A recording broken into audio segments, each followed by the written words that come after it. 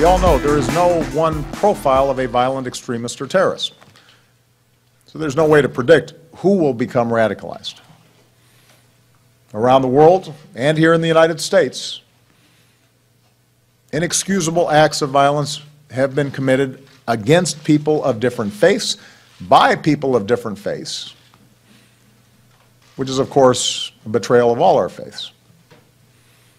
It's not unique to one group, or to one geography, or one period of time. Nope. You got to watch out for those Jewish terrorists, those Buddhist terrorists, those Christian terrorists, and especially watch those. Well, you get the point.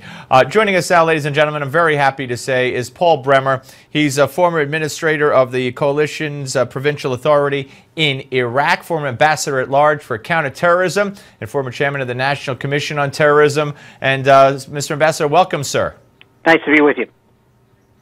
It's always good to talk to you. Okay. You can't be pleased with what you're hearing from this administration, specifically from this president.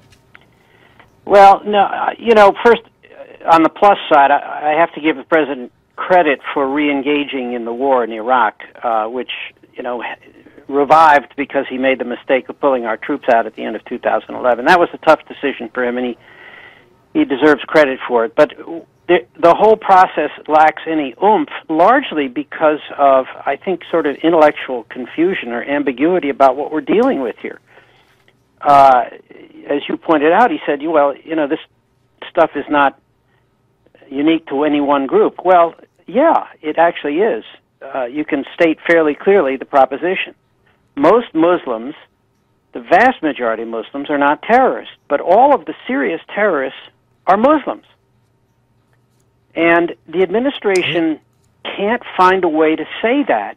And my view is you can't have an effective policy unless you're willing to define what your problem is.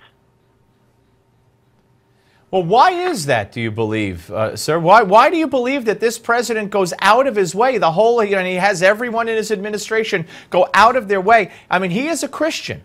And here's a Christian saying, this isn't Islam. These people aren't practicing Islam, as if he's some kind of expert in Islam. Now, if he is, then he should tell us. If he's not, if they say they're practicing what their interpretation of Islam is in the Quran, then we should believe them.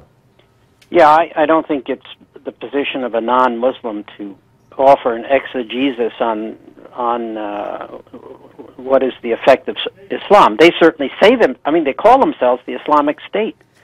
So they're not ashamed to be Muslims. They are certainly a minority of Muslims, a vast minority. And, you know, the problem with what the president said today, that you ran a little soundbite, he said, well, these people are desperate for legitimacy. What he doesn't understand is the way to take away their legitimacy is to defeat them militarily. It is the fact that they are spreading across North Africa, down in sub-Saharan Africa, across the Arabian Peninsula, and throughout the heart of the Middle East, that gives them an appeal to these people who want to go because they think they're joining a winning team, even if it was called the junior varsity by the president a year ago. Right, yeah, right, absolutely. All that, you know, all the politically correct statements aside, the fact that militarily, let's look at it militarily, you know, he's talking about this is going to be a generational battle. It's going to take a long time. You know, we want to dismantle them. Blah, blah. But as he's saying this, the ISIS is marching across, taking land, and you know, it's the opinion of many experts, and I'd be anxious to hear you. I mean, Italy is bracing for ISIS to come to their shores if they haven't already. Well, I think all of us are now vulnerable to the kind of attacks, one-off attacks we've seen in Belgium and France and now in Denmark.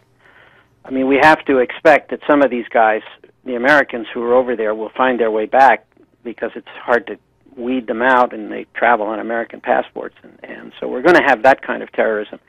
Whether ISIS at this time is ready for a large-scale kind of an attack, you know, a 9/11 type attack, most of the intelligence suggests not yet. On the other hand, our intelligence community completely missed, as my Commission on Terrorism report completely missed, the buildup of Islamic extremism in the 1990s. So we shouldn't be too comfortable. Right.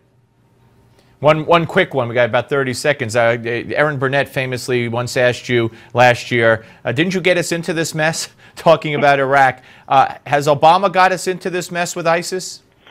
Well, it probably, look, what this is Al-Qaeda. It's a new emanation of Al-Qaeda. Basically, the guy who heads the ISIS is a former Al-Qaeda in Iraq guy.